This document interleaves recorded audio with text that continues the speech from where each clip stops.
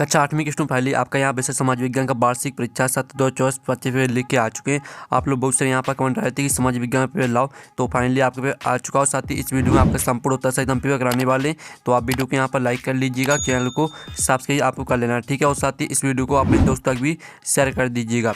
तो आप यहाँ पढ़ सकते हैं राष्ट्रीय शिक्षा केंद्र मध्य भोपाल वार्षिक परीक्षा 7/2/24/25 विषय समाज विज्ञान, ठीक है। पूर्णांक आपका 60 नंबर का रहेगा। कक्षा 8 समय आपका 2.5 घंटे रहने वाला है। तो चलिए जो आपका समाज विज्ञान पेपर बोर्ड देख लेते हैं। तो आपको थोड़ा यहाँ पर जूम करके दिखाते हैं, जिससे आप यहाँ पर अच्छे देख पाएंगे। तो आपके आते हैं बहुविकल्पी प्रश्न आते हैं, प्रश्न 1 से 5 तक निर्देश आता है। प्रश्न को पढ़कर नीचे दिए विकल्पों में सही विकल्प चुनकर उत्तर लिखिए। तो आपका प्रश्न पहला आता है धर्मनिरपेक्षता से आशा है। तो आपका ए आता है राज्य द्वारा किसी एक धर्म को संरक्षण देना। बी आता है लोगों पर किसी धर्म विशेष को गोपना। और आपका सी आता है राज्य द्वारा किसी एक धर्म का पक्ष लिए बिना सही धर्मों का। और डी धार्मिक भावना और प्रथा को। तो इसका आंसर आपका यहाँ पर रहेगा C correct answer. C correct answer रहेगा राज्य द्वारा किसी एक धर्म का पक्ष लिए बिना सभी धर्मों का, ठीक है। फिर आपका यहाँ पर दूसरा आता भारतीय संविधान के अनुच्छेद 21 के अंतर्गत पानी को जीवन का अधिकार मानने का क्या आशा है। तो आपका यह था पानी तक सार्वभौमिक पहुँच है। और बी था गरीब व्यक्ति तक पानी की पहुँच है। और सी था अमीर व्यक्ति तक पानी की पहुँच। और डी था विशेष वर्ग तक पानी की पहुँच। तो जो आपके यहाँ पर दिया भारतीय संविधान के अनुच्छेद 21 के अंतर्गत पानी को जीवन का अधिकार मानने का क्या आशा है। तो इसका आंसर है पानी तक सार्वभौमिक पहुँच, ठीक है। पानी तक सार्वभौमिक पहुँच आपका राइट आंसर हो जाएगा। फिर आपका जो यहाँ पर ये जेम्स मिल द्वारा लिखित पुस्तक का नाम है। तो आपका आता द हिस्ट्री ऑफ अमेरिकन। और बी था हिस्ट्री ऑफ ब्रिटिश इंडिया। और आपका यहाँ पर सी था द हिस्ट्री ऑफ भारत। और डी था ब्रिटिश इंडिया। तो जो आपका यहाँ पर दिया गया जेम्स मिल द्वारा लिखित पुस्तक का नाम है। तो तीसरे का आंसर आपका रहेगा the history of British India, ठीक है। The history of British India आपका राइट आंसर हो जाएगा। और फिर आप यहाँ पर देख लीजिए चौथा आपका आता कुछ समय के लिए बिना खेती छोड़ दी गई जमीन को कहा जाता है, ठीक। कुछ समय के लिए बिना खेती छोड़ दी गई जमीन को कहा जाता है। तो आपका था तुषार भूमि, बी था परती भूमि। और सी था आपका दोमट भूमि। और डी था बंजर भूमि। तो इसका आंसर आपका क्या रहेगा यहाँ पर दोमट भूमि हो जाएगा, सॉरी परती भूमि आपका राइट आंसर रहेगा। फिर पाँचवा आपका आता है जनसाधारण को जन सुविधा मुहैया कराने का दायित्व है। तो इसका आंसर आपका रहेगा सरकार का, सी आपका करेक्ट आंसर रहेगा, ठीक है। अब चलिए आपके यहाँ पर देख लेते रिक्त स्थान की पूर्ति कीजिए। प्रश्न क्रमांक 6 से 10 तक आपके यहाँ पर दिए गए हैं रिक्त स्थान। तो आपका यहाँ पर 6वां था भारतीय संविधान ने, ठीक है, भारतीय संविधान में 6 से 14 वर्ष की आयु के सभी बच्चों को डॉट की गारंटी दी गई है। तो इसका आंसर रहेगा निःशुल्क शिक्षा की गारंटी दी गई, ठीक है। आप यहाँ पर देख लीजिए, इसका आंसर आपका हो जाएगा निःशुल्क शिक्षा, ठीक है। आपका यहाँ पर आंसर रहेगा निःशुल्क शिक्षा की गारंटी दी गई है। फिर आपका आता मुंबई की उपनगरीय रेलवे एक अच्छी परिवहन प्रणाली है। तो यहाँ पर मुंबई की उपनगरीय रेलवे एक अच्छी जन परिवहन प्रणाली है। तो इसका आंसर आपका जन हो जाएगा। फिर जो आपका आता झूम खेती में बीज बोने के तरीके को छिटकाव कहा जाता है, ठीक है। इसका आंसर आपका यहाँ पर छिटकाव हो जाएगा। और जो आपका यहाँ पर दिया गया ब्रिटिश शासनकाल में प्रथम गवर्नर जनरल थे। तो ब्रिटिश शासनकाल में प्रथम गवर्नर जनरल आपके, ठीक है, वॉरेन हेस्टिंग्स थे, ठीक है। इसका आंसर आपका क्या रहेगा, इसका आंसर आपका यहाँ पर वॉरेन हेस्टिंग्स से हो जाएगा, ठीक है। आप यहाँ पर देख लीजिए वॉरेन हेस्टिंग्स आपका यहाँ पर राइट आंसर रहने वाला है, ठीक है। और जो आपका यहाँ पर दिया गया है 10वां मौलिक अधिकारों को भारतीय संविधान की डॉट भी कहा जाता है। तो मौलिक अधिकारों को भारतीय संविधान की, ठीक है, आत्मा भी कहा जाता है। तो इसका आंसर आपका यहाँ पर आत्मा हो जाएगा।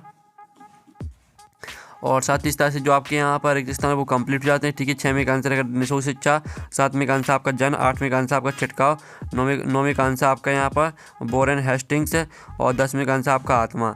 अब आते हैं उत्तर प्रश्न आते हैं प्रश्न 11 से 16 तक। 11वां आता घरेलू हिंसा से आप क्या समझते हैं। तो स्टूडेंट आप यहाँ पर 11वें का आंसर दे घरेलू हिंसा का अर्थ है घर के भीतर किसी व्यक्ति विशेषकर महिलाओं, बच्चों या बुजुर्गों के साथ शारीरिक, मानसिक, भावनात्मक या आर्थिक शोषण से है। यह हिंसा परिवार के किसी सदस्य द्वारा की जा सकती है। फिर आपका जो यहाँ पर दिया गया है 12वां क्वेश्चन, पानी से होने वाली बीमारियों के नाम लिखिए। तो आप यहाँ पर दिले पानी से होने वाली बीमारियाँ हैजा, टाइफाइड, डायरिया, पीलिया, ठीक है, हेपेटाइटिस ए और पेचिस जैसी बीमारियाँ दूषित पानी के सेवन से फैलती हैं। एंड जो आपका 13वां क्वेश्चन दिया संविधान के अनुच्छेद 17 में क्या प्रावधान किए गए हैं। तो इसका आंसर देख लीजिए, आपका यहाँ पर 13वें क्वेश्चन का आंसर दिया अनुच्छेद, ठीक है, अनुच्छेद 17 में अपरिच्छता ठीक है, अस्पृश्यता का अंत करने का प्रावधान किया गया। यह अनुच्छेद अस्पृश्यता को एक दंडनीय अपराध घोषित करता है जो सभी नागरिकों को समानता का अधिकार प्रदान करता है। ये आपका 13वें क्वेश्चन का आंसर हो जाता है। फिर आपका यहाँ पर 14वां क्वेश्चन देख लेते हैं। तो आपका यहाँ पर 14वां क्वेश्चन दिया गया है, सन 1857 ईस्वी की क्रांति में भारतीय सैनिक क्यों सम्मिलित हुए। तो आपका यहाँ पर 14वें क्वेश्चन का जो आंसर रहेगा वो आप यहाँ पर देख लीजिए। 1857 की क्रांति में भारतीय सैनिक ब्रिटिश सेना में किए गए भेदभाव, कम वेतन, धार्मिक ठीक आस्थाओं का अपमान, विशेषकर चर्बी वाली कारतूसों का मुद्दा और अंग्रेजों की दमनकारी नीतियों के कारण सम्मिलित हुए। ठीक है, ये आपका 14वें क्वेश्चन का आंसर हो जाता है। अब चलिए आपके यहाँ पर देख लेते हैं 15वां क्वेश्चन। तो आपका यहाँ पर 15वां क्वेश्चन यहाँ पर आता है। ठीक है, औपनिवेशिक काल में जाति और सामाजिक सुधार किस प्रकार हुए थे, इससे समाज में क्या परिवर्तन हुए। ठीक है, तो आपका यहाँ पर हम 15वें क्वेश्चन का आंसर देख लेते हैं। ये आपका 15वें क्वेश्चन का आंसर दिया गया। ठीक है, तो इसका भी आप स्क्रीनशॉट ले लीजिए। फिर आपका यहाँ पर 16वां क्वेश्चन देख लेते हैं, सतत पोषणीय विकास क्या है। तो इसका आंसर रहेगा सतत पोषणीय विकास एक ऐसा विकास मॉडल जो पर्यावरण, समाज और अर्थव्यवस्था के संतुलन को बनाए रखते हुए वर्तमान आवश्यकताओं को पूरा करता है ताकि भविष्य की पीढ़ियों की आवश्यकताएं भी प्रभावित ना हो। ठीक है, आपका 16वें क्वेश्चन का आंसर रहेगा। फिर आपके आते हैं लघु उत्तरीय प्रश्न आते हैं 17 से 22 तक। तो निर्देश आता है प्रश्न को उत्तर 40 से 50 शब्दों में लिखिए। प्रत्येक प्रश्न के लिए 3 अंक निर्धारित है। तो आपका 17वां था, झोंका भट्टी किस प्रकार कार्य करती है। तो आप यहाँ पर देख लीजिए। आपका यहाँ पर 7वें क्वेश्चन का आंसर रहेगा, झोंका भट्टी एक विशेष प्रकार की भट्टी होती है जिसका उपयोग लोहे के अयस्क से लोहा निकालने के लिए किया जाता है। पूरा आपका यहाँ पर शुद्ध लोहा प्राप्त होता है, यहाँ तक याद करना है। फिर आप यहाँ पर देख लीजिए। आपका 18वां प्रश्न आता है, जनसंख्या परिवर्तन को प्रभावित करने वाले किन्हीं 2 कारकों की भूमिका का वर्णन कीजिए। ठीक है, भूमिका का वर्णन करें। तो चलिए आपका 18वें क्वेश्चन का आंसर हम यहाँ पर देख लेते हैं। ये आपका 18वें क्वेश्चन का आंसर दिया, जनसंख्या परिवर्तन को प्रभावित करने वाले 2 कारक, जन्म दर और मृत्यु दर। ठीक है, इस तरह से आपको दोनों कारकों को याद करना है। ये आपका 18वें क्वेश्चन का आंसर हो जाता है। फिर आपका 19वां क्वेश्चन हम यहाँ पर देख लेते हैं, पावर लूम किसे कहते हैं, इनमें कौन काम करते हैं। ठीक है, तो आप यहाँ पर देख लीजिए। आपका 19वें क्वेश्चन का आंसर रहेगा, पावर लूम एक यांत्रिक ठीक है कारक होता है जो कपड़ा बुनने की प्रक्रिया को स्वचालित बनाता है। यह बिजली से संचालित होता है और इसमें हाथ से चलने वाले कारकों की तुलना में अधिक उत्पादन होता है। इनमें मुख्य रूप से मजदूर और कुशल बुनकर काम करते हैं जो कपड़ा उद्योग में रोजगार पाते हैं। ये आपको 19वें क्वेश्चन का आंसर हो जाता है। फिर आपका 20वां था, संसाधनों को हम किस प्रकार संरक्षित कर सकते हैं, कोई 3 उपाय लिखिए। तो आप यहाँ पर दिल्ली संसाधनों को हम यहाँ पर पुनर्चक्रण और वृक्षारोपण और सुरक्षित उपयोग। ठीक है, इस तरह से आपके उपयोग रहेंगे संसाधनों के संरक्षण के। तो इनको भी याद करना है। आपका 20वें क्वेश्चन का आंसर हो जाता है।